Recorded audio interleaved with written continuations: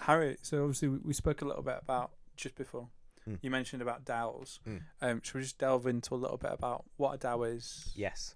So a DAO is an acronym for Decentralized Autonomous Organization, which, I mean, that is so long-winded.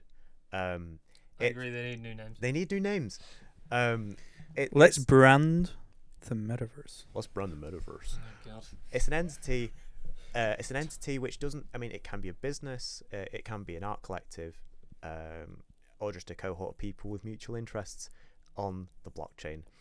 So DAOs, you can set them up through platforms like DAO House. You can use them to issue your own token, and as I said, set your own company, and they help track governance between the participants of the DAO. So I can cite an example of a business that runs on there, Raid Guild, because I was part of it before I joined the advisory, and they work mostly in like decentralized finance. So that's like finance but with like crypto assets instead of fiat currency.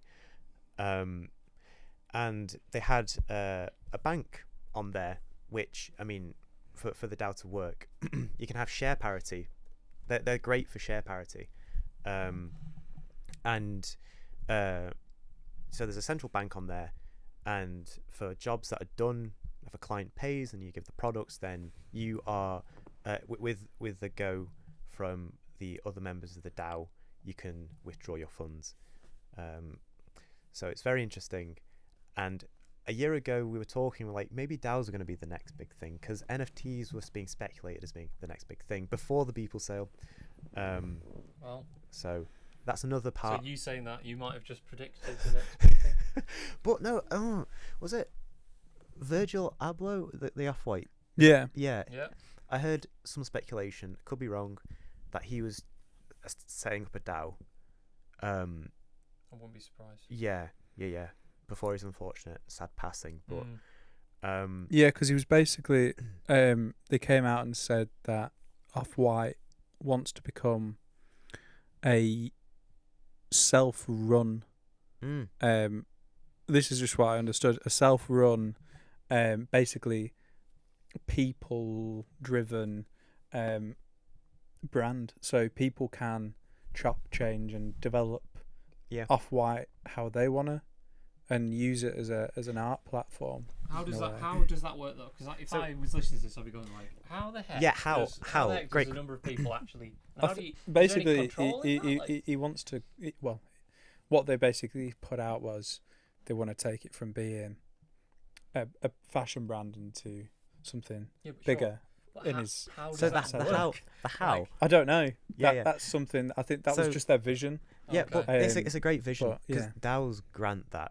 So the autonomous part, anyone can join a DAO anywhere in the world, and because we're in different time zones, people can work at any time, do jobs at any time. So communities can form and make decisions, and they can change brands based on proposals, based on an individual or several people within the DAO. So you can make a proposal, and you can be notified of this in the DAO. You can choose to approve it or decline it. Your influence in the DAO can depend on share parity, and you can decide that based on, say, if you transact a good or service in that DAO. It doesn't have to even be that.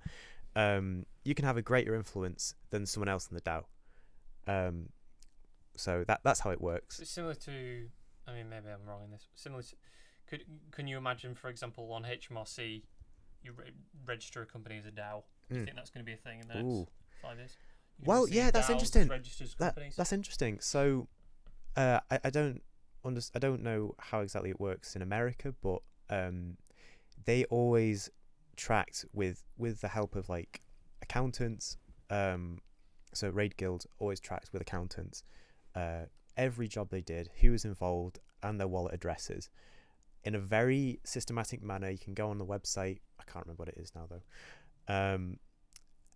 I think maybe. So was that something that is that a service that they sort of bought into, or did they develop that sort of login system themselves? They developed themselves. I think it's just, it makes sense. but the rules are yet to be clearly defined.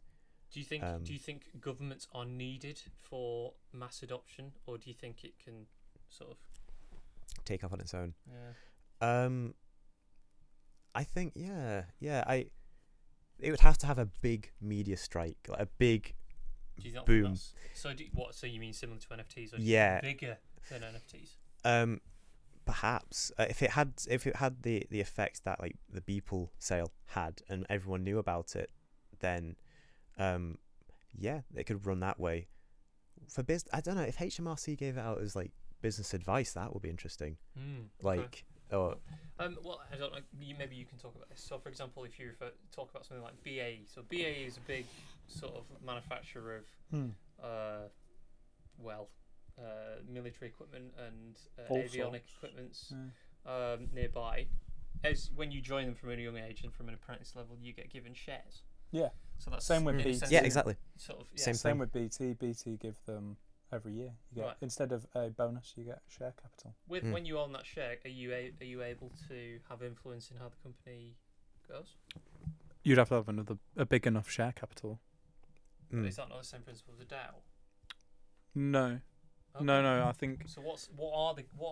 So stock, you would have to have a good majority stake to be able to take.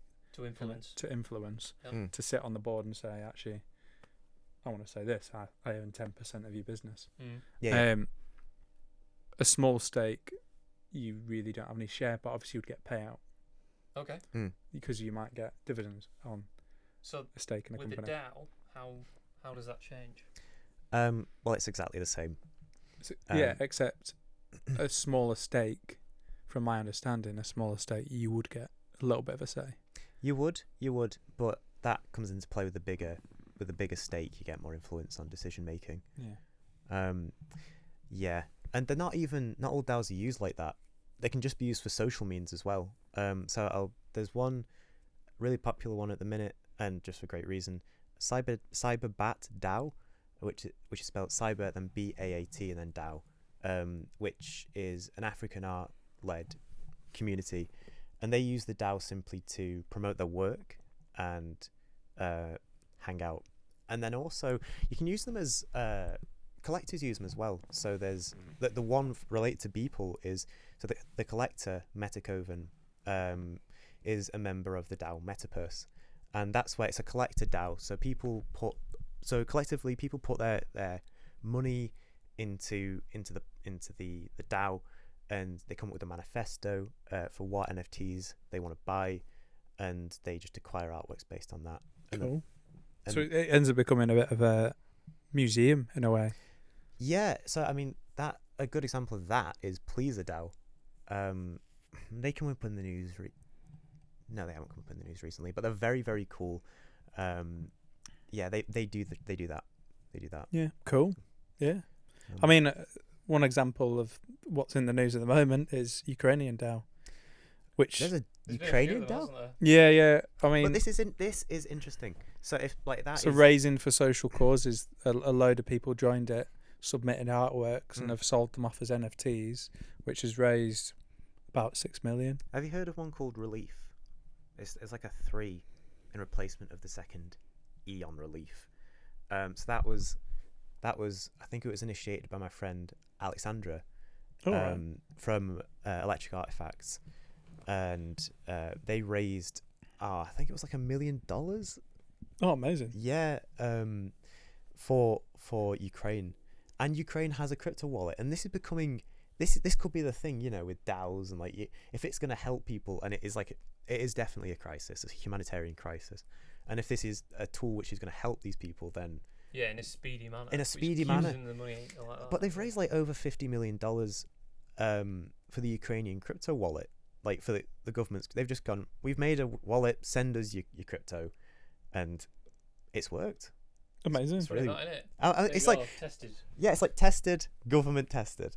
So pressure. I suppose pressure can often makes things sort of come out, doesn't it? Yeah. And I guess once governmental adoption of crypto is in force, then DAOs will be probably even more relevant and will help to regulate Yeah. Well, what's coming in, what's coming out, and kind of going back into the government from the tax perspective. How I perceive it is that essentially DAOs are just ways of grouping together people in the crypto space. Yeah. Yeah. And whether that is as a company or as a charity or as simply a group of people, you know, is that how you'd? Is that, Absolutely. Is that that's literally terms? it. That's literally it. Yeah. Yeah. So when Cyro became a DAO? Well, I was saying that it would be quite Cyro. interesting to have a freelance pool DAO. So being able to... That's raid guilds, essentially. Yeah, being able to have a freelance pool for ourselves where we can vet, introduce people, and then basically decentralize, give out the work that is there and coming in. Yeah. That would be... Let's do it. Yeah. Boom. And then because it also, I think one of the major problems of obviously an artist is the whole problem around payment, and as a freelancer, it's the well, they've not paid me on time. I'm having to pay my bills. I need to pay for my insurance, my house, and half the time people don't pay out on time. Because obviously government, structurally, they pay out at the end of the month. But actually, I need to pay at the start of the month, or mid-month, let's say. And actually, a DAO is quite nice in the fact that it's led by the people, and it's validated by the people. And when you talk to... So you can pay out. Yeah, when you talk to a client, you can also ask for money to be put in escrow to start with. And that is verified by smart contracts, which they are complicated, but they have legal implications. So you can write your own smart contract if you want. Artists are able to do that now with manifold.xyz, but it's still very complicated. But yeah, you can have that written into whatever it is you're doing, and just hold the money in limbo until you've completed the contract. Once you've completed it, and then when it's done, paid out. Yeah, when it's done, there's you can have like a grace period if you want, and then it just get no delay, just straight to your wallet. So the work that you do would you say revolves around that sort of advice, that sort of technology that's coming in? Well, we work with NFTs, because I just like art. I love art. But DAOs, they're like different. There are different kind of areas to Web3. So you can choose to indulge yourself in NFTs, which is art and music and culture. Or you can go into the developer section, which is the DAOs and the DeFi. The validation systems. Yes. Yeah. Well, could you define Web 3.0? From what I can tell from everything I've seen, it's really abstract. It's meant to be like the next stage of the internet, which is like decentralized systems, not having to rely on one platform to host all your content, which could go tomorrow. Yeah. A good example of that for NFTs was Nunk, because it the front end, the person who made Nunk closed it down pretty much instantly one day in November, like start of November, and everyone was freaking out. But he did it because he said nobody understands decentralization.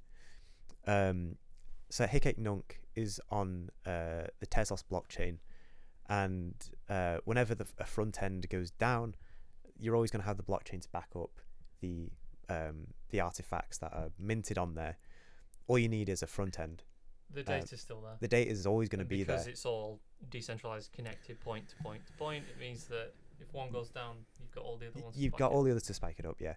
And that was his argument. Like, nobody understood what that meant, what decentralization meant. So, well, and to be fair, in the face of kind of what's happening in the world at the moment, obviously, it's horrible. But the fact that we can now decentralize finance systems, so with modern warfare being hacking and destroying the destruction of financial systems, major telecom, and everything under the technology sun. Mm-hmm. Decentralisation can only help that, because you cannot take down every single server that it's hosted on unless you took out the world's electricity. Every single computer in the world. For the entire world. Yeah. It's a spectacle. It can be used for bad and good reasons. As everything can. As everything. So just we can only embrace it, right? Physical money. What can we do with that? What's that? Fiat. Yes. Fiat. Well, I suppose from the point you've just given as well, obviously that's gold has always been the go-to, hasn't it? Because because away from in times of austerity. Yeah, times of austerity, times of war, gold always goes up. Obviously now you have. Well, it's has it gone up? I nearly said, what, has gold gone up? Yeah, I haven't checked. Yes, it probably has gone up. Gold has probably gone up, but crypto has as well, hasn't it? Yeah, this is interesting. So speculation. So people, crypto assets are speculative, but in a roundabout way, they are very correlated to the FTSE 100. For now. So when the war started, I believe it lost something like 40 cents on the dollar. And I have to use dollar. Sorry, I can't help it. No, I'm on that. I'm on that as well. Dollar is the universal system. That's what backs WIFs, so don't worry. Yeah. So it went down, and you could see it on the FTSE as well. So they are correlated. And then as soon as there was like a Western determination to come together and whatnot, it went up by a lot. I think by like good amount. 50 cents or something. So it rebounded above where it originally was. By a big margin at the same time. So. I think we're finding that with Bitcoin. I mean, obviously it's always speculation, but you're hearing a lot of people saying that the bottom's in. Things are in an uptrend. Yeah, it seems to be slightly going up. Yeah. But yeah. On that positive note, I'm going to round it up. Yeah. Thank you for watching Grounded Reality. We've had our guest Harry Martin. Thank you very much for coming. It's been lovely to see you. And you too. We'll have to get you on very soon again. We'll get you on in March. May. It's March now. Yes, yeah, because I mean, Bad will be here. Bad will be here. Yeah, can have a Bad. So we'll have a chat about that. But yeah, thank you for watching Grounded Reality. You can check it out on Spotify and all other major streaming platforms, and check out Syra.uk on Instagram and Syra.uk on our website as well. We're keeping it in sync. Yeah. Thank you. Thank you very much. We'll see you soon. Ciao. Bye.